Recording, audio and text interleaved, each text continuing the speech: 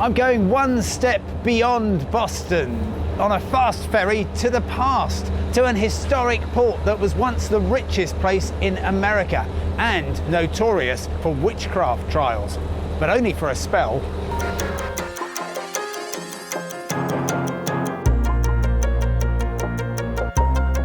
The fast ferry runs from May to October and takes just 45 minutes to reach Salem.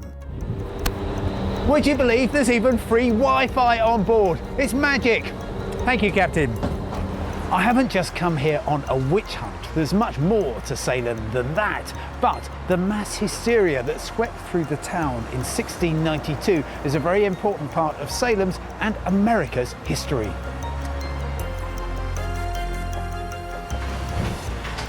Dozens of people accused of witchcraft. 19 people hung, and poor old Giles Corey pressed to death. That would spoil your day. I squeezed in a chat with Stacey Tilney of the Salem Witch Museum. In early 1692, two young girls become inexplicably ill. And when the community can't figure out what is, physically wrong with these girls, they decide it must be the devil at work. So once they figure that out, they want to know, well, how did the devil get in? Who is bewitching these young girls? So the girls start accusing people whose names they know. People are still interested in finding out what happened here in the 17th century and why is that still sort of in our consciousness today? It still happens today. You can also visit the former home of Judge Jonathan Corwin, where some of the first accusations of witchcraft may have been made. The documents here speak of a less tolerant age. Salem first started profiting from the paranormal in the early 1970s when the TV series Bewitched filmed here.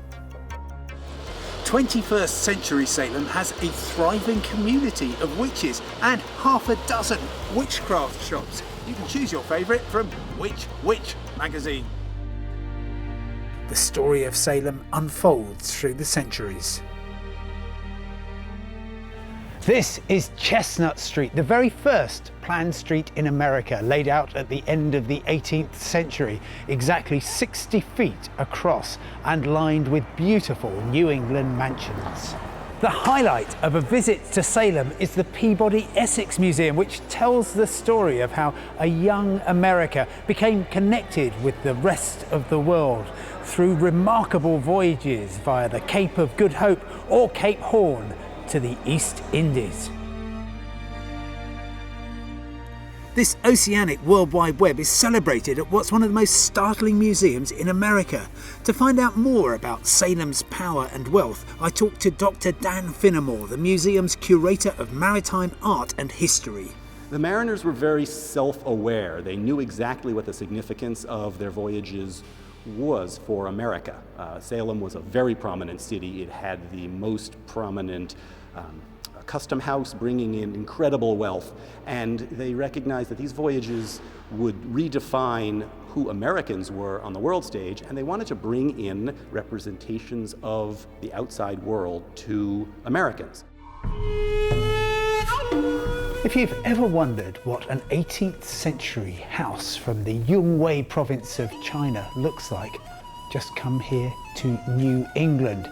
Every stone, every piece of timber was imported piece by piece from the ancient Orient.